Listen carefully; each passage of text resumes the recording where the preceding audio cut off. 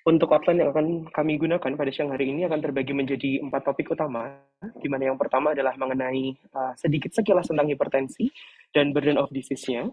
Kemudian yang kedua mengenai variasi normal sirkadian pada tekanan darah, dan yang ketiga mengenai bagaimana ketika tekanan darah itu kemudian tidak sesuai dengan variasi normalnya, perubahannya, dan apa efeknya. Dan yang keempat adalah tentang penggunaan obat-obat antihipertensi pada pasien-pasien yang memiliki perubahan pola sirkadian terhadap tekanan darahnya. Hipertensi sendiri hingga saat ini masih menjadi salah satu masalah penting di sistem kesehatan kita, di mana kenapa menjadi penting? Karena masih tingginya angka prevalensi dan juga masih tingginya efek dari hipertensi itu ketika tidak terkontrol akan menyebabkan permasalahan di penyakit kardiovaskular maupun penyakit renal. Dari WHO sendiri pada tahun lalu mengestimasi sekitar 1,28 miliar dewasa akan usia 30 sampai 79 tahun menderita hipertensi, di mana 2/3-nya berasal dari negara yang low dan middle income countries. Di gambar sebelah kanan, ini kami ambil dari Lancet, di mana ternyata ada perubahan yang signifikan pasien-pasien yang menderita hipertensi dari awal tahun 1990 hingga 2019 yang di bagian bawah, di mana rata prevalensinya masih sekitar 10 hingga 15%. Sedangkan di tahun 2019 worldwide, presentasi pasien dengan hipertensi sekitar 30 hingga 50% dan sangat bergantung dari negara-negara tadi. Sehingga dapat disimpulkan ternyata hipertensi ini masih menjadi masalah utama di sistem kesehatan kita. Kemudian mengapa itu semakin menjadi masalah? Karena yang pertama untuk menegakkan diagnosis hipertensi sendiri, biasa kita kenal dengan menggunakan pengukuran office blood pressure monitoring, di mana pasien itu datang ke sistem kesehatan, kemudian kita ukur tekanan darahnya. Nah, dari ESC tahun 2018 menyimpulkan bahwa hipertensi itu dikatakan seseorang menderita hipertensi ketika pengukurannya didapatkan sistolik 100 lebih dari sama dengan 140 dan diastolik lebih dari sama dengan 90. Walaupun kemudian akan diklasifikasikan lagi lebih lanjut menjadi grade 1, grade 2, maupun grade 3 hipertensi. Akan tetapi, ini kemudian menjadi masalah baru. Mengapa? Karena ketika pasien itu datang ke tempat untuk pemeriksaan kesehatan, ternyata yang diukur hanyalah satu waktu tekanan darah saja, bukan 24 jam waktu tekanan darahnya. Yang kedua, hasil pengukuran tekanan darahnya akan sangat bergantung terhadap lingkungannya, atau mungkin yang biasa kita pernah dengar dengan sebutan white coat effect atau white coat hypertension. Dan yang ketiga, adanya problem di alat-alat yang digunakan untuk pengukuran tekanan darah, sehingga kemudian seperti alat yang belum dikalibrasi, kemudian adanya penggunaan cuff yang tidak sesuai, itu akan menyebabkan adanya masalah di pengukuran tekanan darahnya. Kemudian adanya digit preference, jadi misalnya seseorang yang mengukur tekanan darah biasanya akan mengukur hasilnya sebagai 120/75 misalnya. Ujungnya 0 atau 5 digit terakhirnya, bukan lebih akurat misalnya 122/74 atau seperti yang lainnya.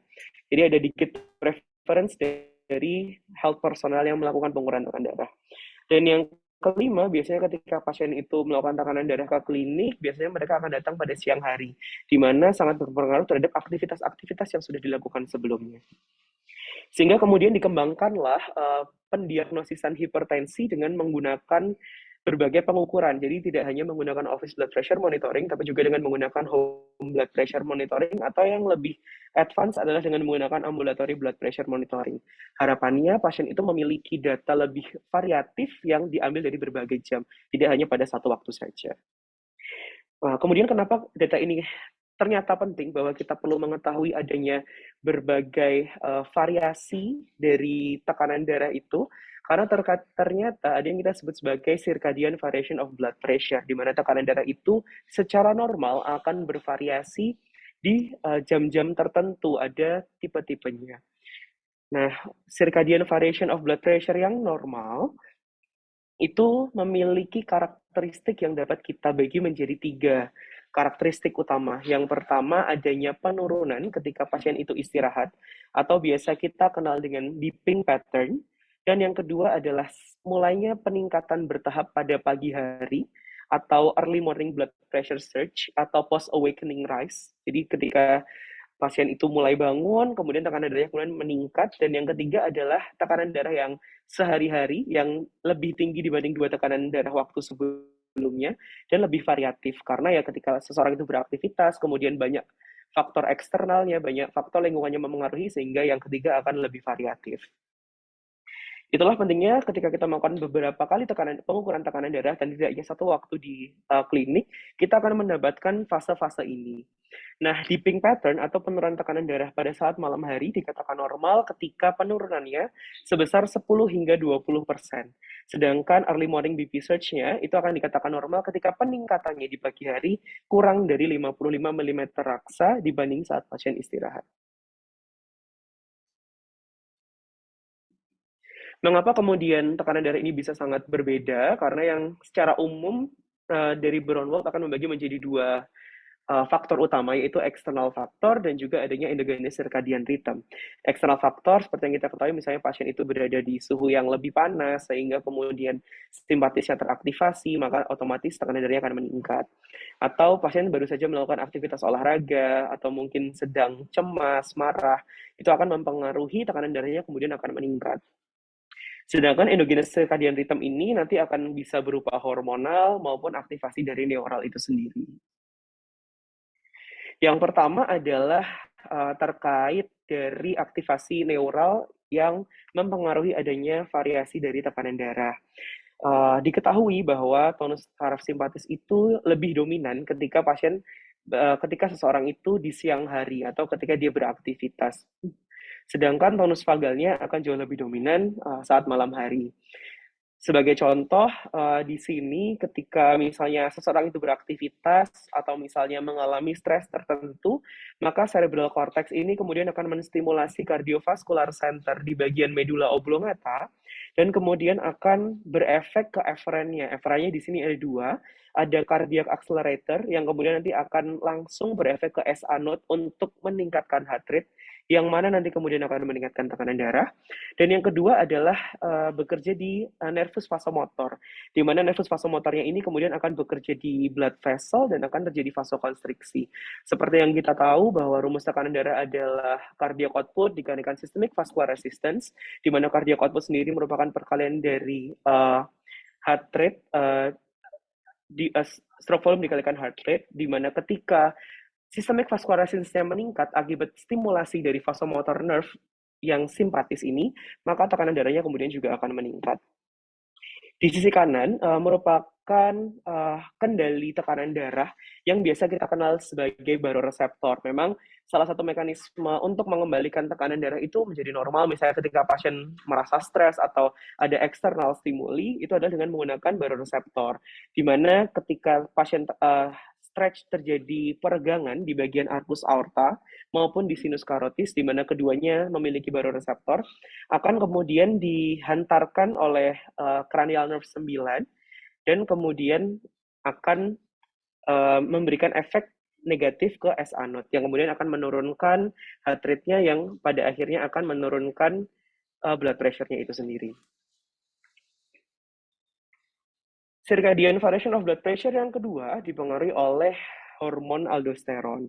Seperti yang kita tahu bahwa hormon aldosteron sendiri merupakan hormon yang terlibat erat di sistem RAA, di mana renin, angiotensin, dan aldosteron, di mana aldosteron ini disekresikan lewat korteks adrenal. Kemudian ketika aldosteron ini tinggi di bagian darah, maka yang terjadi adalah adanya increase dari absorpsi Na, di mana Na itu kemudian akan bawa air, sehingga akan adanya peningkatan dari cairan yang ada di dalam tubuh yang kemudian berefek pada peningkatan end-diastolic volume dan peningkatan stroke volume, sehingga aldosteron ini akan meningkatkan tekanan darah. Ketika kita melihat di tabel kiri atas, di gambar yang kiri atas, salah satu jurnal menyebutkan ternyata level aldosteron ini biasanya akan rendah di malam hari dan kemudian akan naik perlahan di pagi hari, mulai naik sekitar pukul 6 pagi. Hal ini kemudian ketika kita lihat dari siklus normal tekanan darah, ini akan sangat berpengaruh. Mengapa? Karena ketika malam hari di mana level aldosteronnya rendah, kita dapat menemukan pola dipping-nya tadi. Sedangkan ketika pagi hari di mana aldosteron mulai naik, kita juga akan dapat menemukan adanya early morning rise-nya tadi atau early morning BP surge-nya tadi akan muncul. Salah satu hal lain yang hormon lain yang memiliki siklus yang sangat mirip dengan aldosteron adalah renin, yang mana akan disekresikan dengan waktu yang cukup bersamaan dengan aldosteron, sehingga aldosteron dan renin ini ketika dia meningkat itu juga akan secara normal berada di fase early morning BP surge-nya tadi dari circadian variation dari tekanan darah.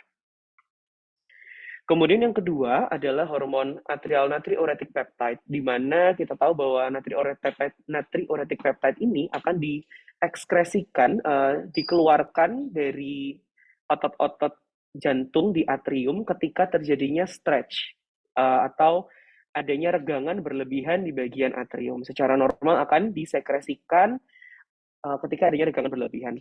Nah, efeknya apa? Ketika natriuretic peptide ini tersekresi, akan yang pertama yang paling langsung bekerja adalah dia dapat memvasodilasi pembuluh darah. Jadi, systemic vascular resistance-nya kemudian akan berkurang sehingga tekanan darahnya kemudian akan turun. Yang kedua, dia juga akan menginhibisi sistem RAA. Seperti yang tadi sudah kita bahas, di mana sistem RAA ini akan berkaitan dengan peningkatan tekanan darah, jadi ketika diinhibisi, tekanan darahnya akan turun. Ternyata atrial natriuretic peptide ini secara normal siklusnya adalah akan meningkat tinggi ketika jam 2 sampai jam 5 pagi. Nah, hal ini kemudian berkorelasi dengan adanya dipping pada malam hari atau adanya penurunan tekanan darah di malam hari dari siklus tekanan darah yang normal. Kemudian bagaimana ketika kita menemukan adanya gangguan tekanan darah yang tidak sesuai tadi? Nah, secara umum kita yang tadi kita kenal yang normal adalah yang terjadi di PIN atau diper. Jadi ketika pasien itu tidur, maka yang terjadi adalah gambar yang orange. Garis yang orange ini, jadi tekanan darahnya kemudian akan turun, kemudian nanti akan naik lagi ketika pagi hari karena hormonal-hormonal maupun dari sympathetic nerve-nya tadi yang sudah kita bahas sebelumnya. Nah, tetapi kemudian ada beberapa tipe lain yang tidak sesuai dengan uh, kondisi tersebut. Yang pertama adalah kondisi non-diper, di mana pada kondisi non-diper ini yang terjadi adalah terjadi tetap penurunan tekanan darah, akan tetapi penurunan tekanan darahnya itu hanya kurang dari 10%. Karena yang kita harapkan normal, penurunan tekanan darahnya adalah 10-20%. Atau ada juga extreme dipper. Extreme dipper ini yaitu penurunan tekanan darahnya kita temukan lebih dari 20% dari yang seharusnya. Atau justru yang ketiga adalah reverse dipper atau riser. Itu justru ketika malam hari kita menemukan adanya peningkatan tekanan darah. Nah, bagaimana kita bisa mengetahui penurunan tekanan darahnya itu sesuai atau tidak? Bisa kita nilai dengan adanya perubahan tekanan darah tadi. Yaitu rumusnya 1 dikurangi systolic blood pressure di malam hari dibagi systolic blood pressure di siang hari dikalikan 100%. Di situ kita akan bisa tahu seberapa besar penurunannya atau justru peningkatannya. Nah, sebagai contoh, di bawah pojok kanan ini adalah data ABPM seorang pasien, ambulatory blood pressure monitoring. Jadi pasien itu dilakukan pengukuran tekanan darah selama 24 jam, di mana tekanan darahnya diukur berkala, yaitu 15 hingga 30 menit. Nah, di situ didapatkan bahwa saat malam hari, rata tekanan darahnya adalah 108/55. Sedangkan pada pasien beraktivitas di siang hari, tekanan darah ratanya adalah 133/75.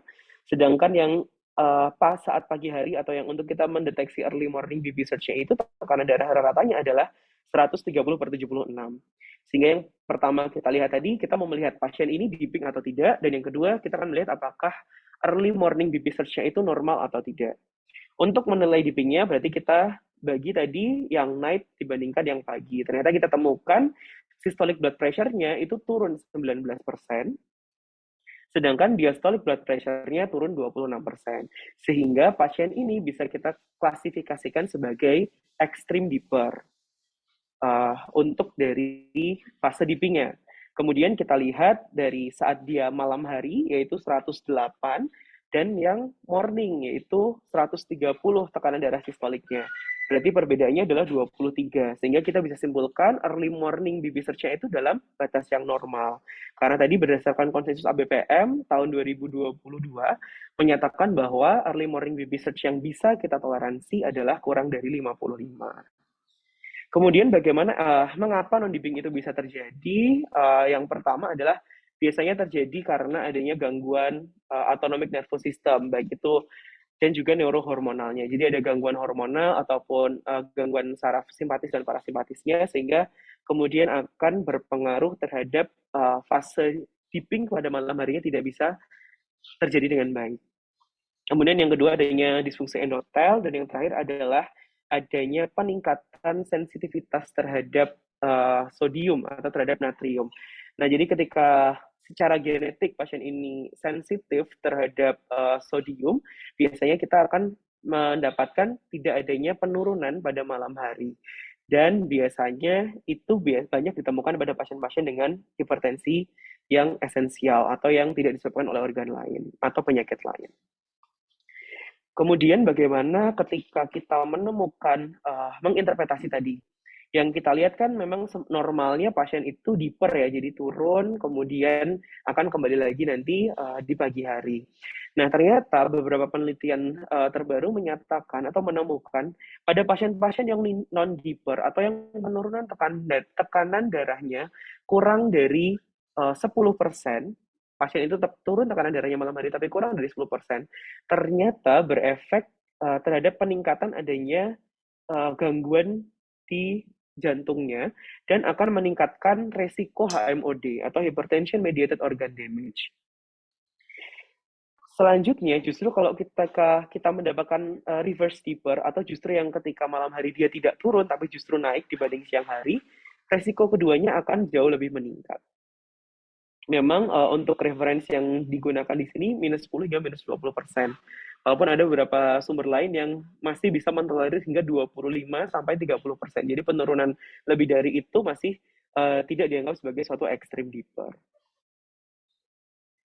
Kemudian ketika kita sudah mengetahui apakah pola tekanan darah pasien ini kemudian masuk ke golongan yang dipper, non-dipper, atau extreme dipper, apa kemudian efek tata laksana kita ketika pasien itu mengalami hipertensi. Salah satu jurnal menyebutkan pada pasien-pasien dengan hipertensi, tetapi kemudian pasien itu mengalami fase diper pada malam harinya. Jadi dia hipertensi, tapi ketika malam hari dia turun lebih dari 10-20%, maka pengobatannya lebih tenang. Jadi kita tidak perlu lebih agresif untuk mengobati tekanan darahnya.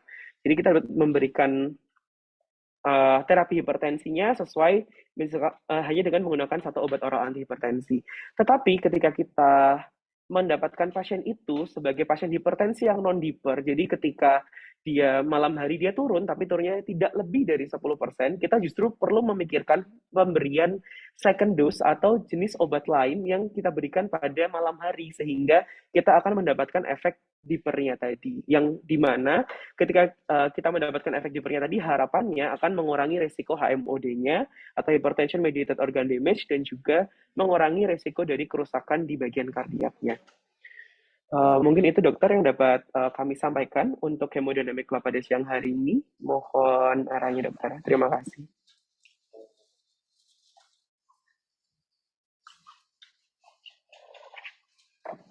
Ya, terima kasih kepada tim KV1 yang sudah mempresentasikan presentasinya. Saya berikan kesempatan kepada residen lainnya untuk menanyakan terkait presentasi pada siang hari ini. Terima kasih Sekon atas kesempatannya. Terima kasih Dokter Bintang untuk penjelasannya. Izin dokter, izin bertanya. Terkait tadi kita tahu bahwa ternyata tekanan darah tiap orang itu bisa berubah dari setiap jamnya. Nah, kemudian kapan kita perlu merekomendasikan pasien untuk melakukan pemeriksaan tekanan darah selama 24 jam atau dengan ABPM, dokter? Terima kasih. Baik, terima kasih Dokter Ivit atas pertanyaannya. Jadi tadi memang disebutkan bahwa tekanan darah ini akan bervariasi tiap orang.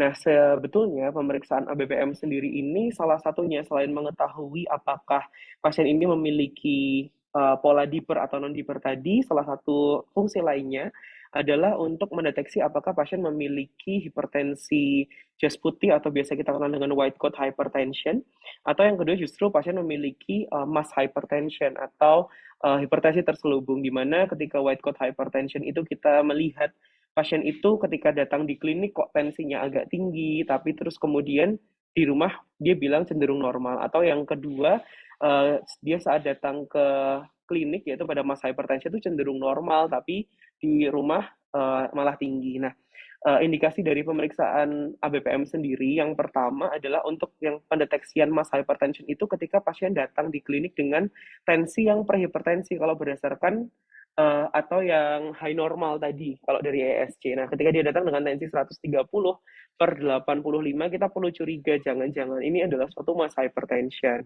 Jadi kita perlu buktikan itu salah satunya dengan pemeriksaan ABPM. Atau berikutnya adalah untuk pendeteksian white coat hypertension. Jadi pasien datang, kita dapatkan tensinya biasanya dengan hipertensi stage 1, yaitu datang dengan tensi 150-an, tapi kemudian pasien bilang di rumah bahwa biasanya tekanan darahnya 120-130. Kita bisa membuktikan apakah betul ada suatu efek dari white coat-nya atau tidak, itu dengan cara pengukuran ABPM. Kemudian kita juga bisa untuk melihat dari efek tadi, misalnya kita berikan obat antihipertensinya, terus kemudian kok tidak terkontrol hasil evaluasi secara di klinik, ya kita bisa lakukan pemeriksaan ABPM ini untuk mengetahui apakah ada variasi-variasi tekanan darah yang terjadi pada pasien. Jangan-jangan pasien ini memiliki risiko lebih tinggi untuk terjadinya HMOD karena adanya fase non-diper pada malam harinya. Mungkin itu dokter yang dapat kami sampaikan. Terima kasih Dokter Bintang.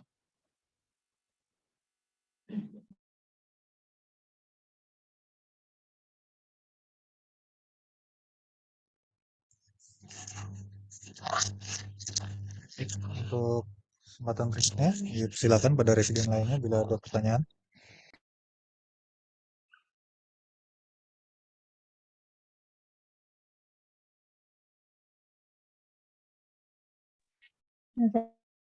Saya ingin bertanya. Ingin bertanya dokter, pada pasien-pasien yang non-diper tadi sudah dijelaskan, itu kenapa nggak risiko terjadinya morbiditas dan mortalitas itu lebih tinggi? Mohon dijelaskan. Terima kasih dokter.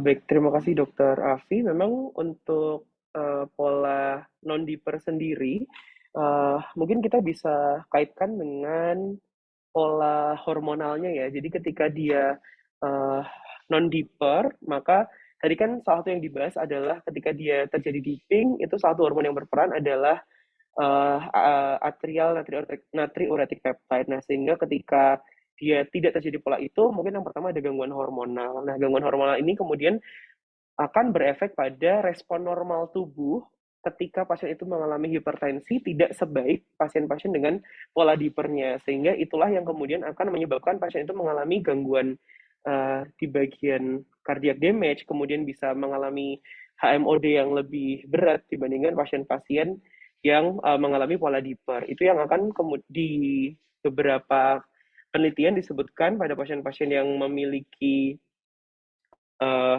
pola non-diper berefek pada gangguan kardiak yang kemudian efeknya adalah adanya peningkatan mortalitas dan morbiditas yang disebabkan oleh cardiovascular disease.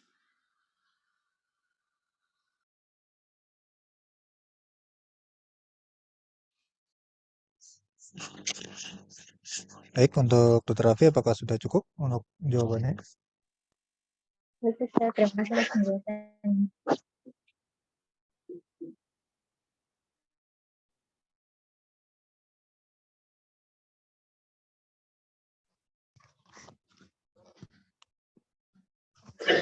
Izin bertanya, Sekon.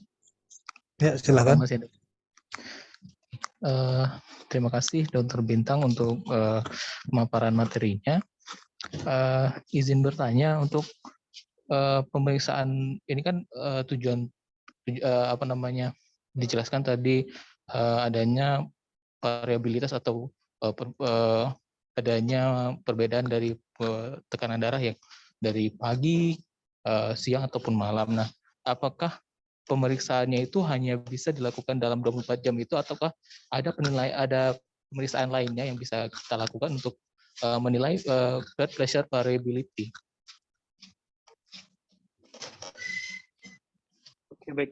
Terima kasih Dr. Arya untuk pertanyaannya. Sebetulnya untuk pengukuran dari variabilitas tekanan darah, memang yang paling ideal adalah dengan menggunakan ABPM. Karena di ABPM kita bisa mengetahui dalam waktu yang short term, jadi minute by minute, dalam 15 menit itu ada nggak ya perubahan tekanan darahnya. Memang kita bisa lihat variabilitas tekanan darah itu dengan fase yang lebih lama. Misalnya kita menggunakan jam demi jam, yaitu dengan menggunakan home blood pressure monitoring. Jadi pasien itu diminta untuk mengukur secara berkala tekanan darahnya di rumah.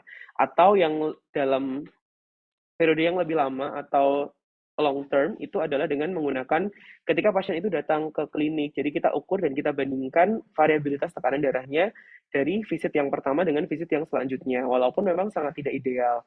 Jadi untuk pengukuran variabilitas tekanan darah memang paling ideal kita mengetahuinya adalah yang short term. Jadi kita bisa tahu perubahan tekanan darahnya dengan waktu yang minimal, yang mana itu dideteksi gold standarnya dengan menggunakan ABPM tadi. Dr. Bintang. Terima kasih Dr. Ari untuk pertanyaannya. Apakah masih ada dari presiden lainnya yang hendak mengajukan pertanyaan?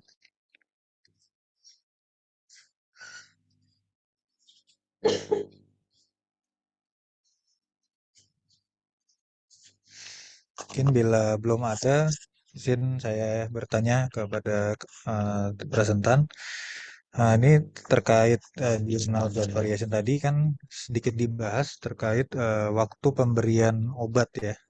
Waktu pemberian obat terutama pada pada yang reverse dipper ya. Ada reverse dipper di mana atau non dipper di mana memang pada saat malam hari itu tidak terjadi penurunan tekanan darah yang mungkin menyebabkan secara klinis kita akan lebih memberikan obat-obat antihipertensinya itu di waktu malam hari ya, atau mungkin misalnya menggunakan kombinasi berarti ada dosis pagi dan dosis sore. Nah, apakah secara trial atau uji klinis itu sudah ada publikasi yang menyatakan memang pemberian atau timing antihipertensi itu mempengaruhi outcome dari pasien-pasien dengan hipertensi tersebut. Ya, apakah memang berefek secara bermakna secara klinis? Ya, mungkin itu jawab ini pertanyaan. Terima kasih.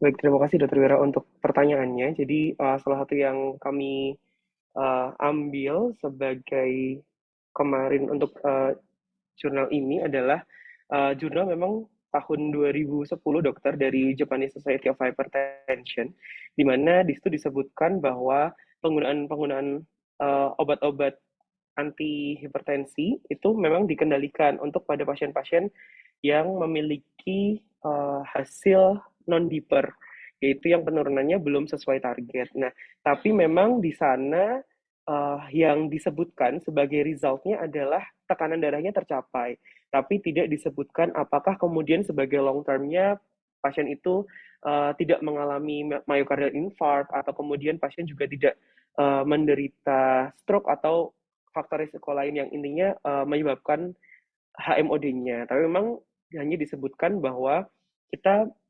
diharapkan untuk mencapai malam hari itu dengan mencapai fase dipper pada malam hari.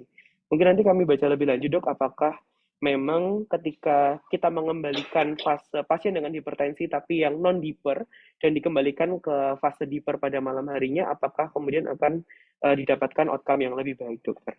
Terima kasih dok asupannya dok.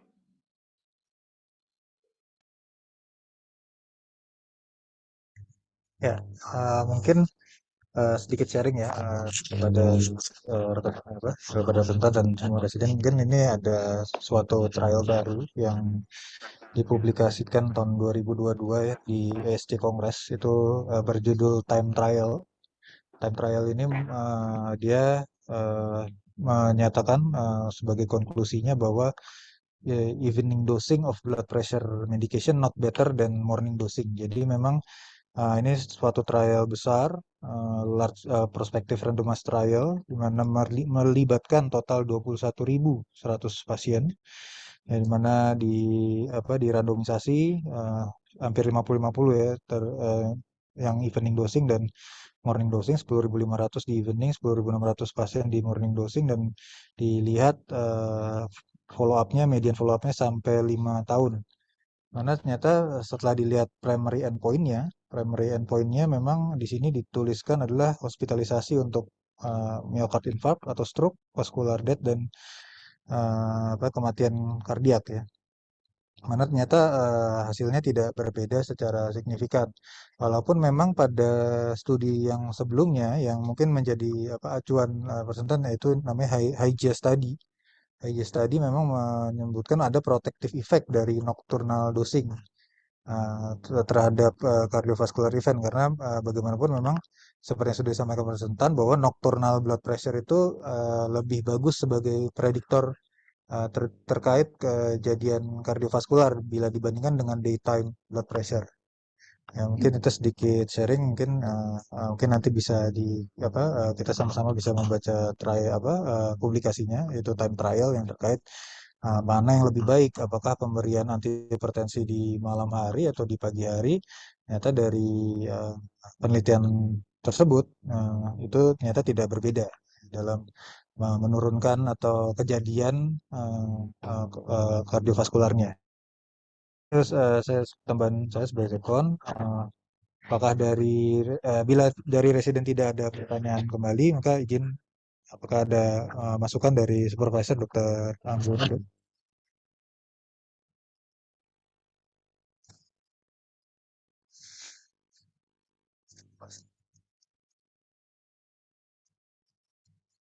Ya, beliau menuliskan masih ada pasien ya di poli ya. Bila tidak ada tambahan lagi, mungkin izin untuk kita tutup klub pada siang hari ini ya. Terima kasih kepada tim KV1 yang sudah mempersiapkan presentasinya dengan baik ya. Ya, kita tutup ilmiah siang ini. Sebelum kita tutup, kita mari berdoa sesuai dengan percaya masing-masing. Berdoa dipersilakan.